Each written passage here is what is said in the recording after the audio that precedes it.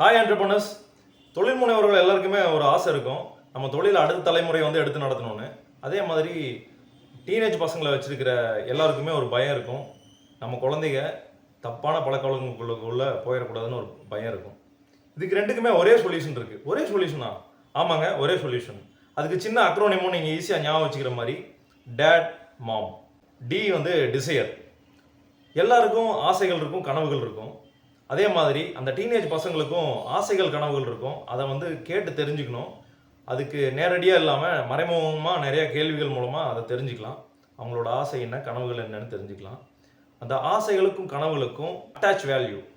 அதுக்கு என்ன value attach பண்ணணும்னா, ஒரு குழந்தைக்கு, ஒரு பையனுக்கு இல்லை ஒரு பொண்ணுக்கு ஒரு கார் வாங்கணும்னு, ஒரு விலை உயர்ந்த கார் வாங்கணுங்கிற ஒரு ஆசை இருக்கலாம். ஆனால் அது வெறும் ஆசையாக தான் இருக்கும். அது கூட வேல்யூ அட்டாச் பண்ணணும். என்ன விலையில் இருக்கிற கார், என்ன பிராண்ட் கார், என்ன கலர் கார் அப்படிங்கிற ஒரு அக்யூரேட் வேல்யூ அதுக்கு அட்டாச் பண்ணோன்னா அது வந்து ஒரு கோலாக மாறும். அதுக்கப்புறம் அதே மாதிரி டைம் வந்து டெஃபினட் டைம் கொடுக்கணும். அதுக்கு desire, attach value, definite time.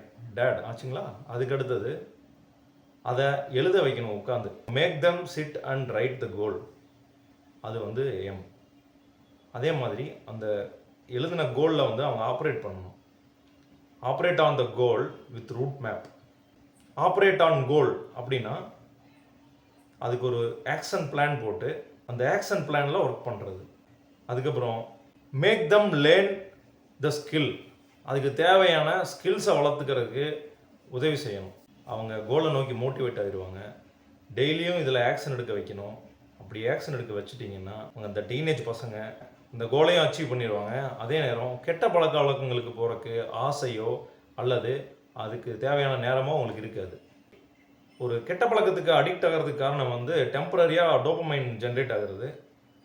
ஒரு பிரெயினில் டோபமைன்கிற ஒரு கெமிக்கலை வந்து ஜென்ரேட் ஆகிறது தான் அடிக்ஷனுக்கு காரணம். இந்த கோல் வச்சு அதுக்காக ஆக்ஷன் எடுக்கிற குழந்தைங்க சின்ன சின்ன அச்சீவ்மெண்ட்ஸை பார்க்க ஆரம்பிச்சிருவாங்க. அந்த சின்ன சின்ன அச்சீவ்மெண்ட்ஸ் மூலமாக அவங்களுக்கு தேவையான அளவுக்கு டோபமைனும் கிடச்சிரும். அதுலேயே சந்தோஷமாயிடுவாங்க, மோட்டிவேட் ஆகிடுவாங்க.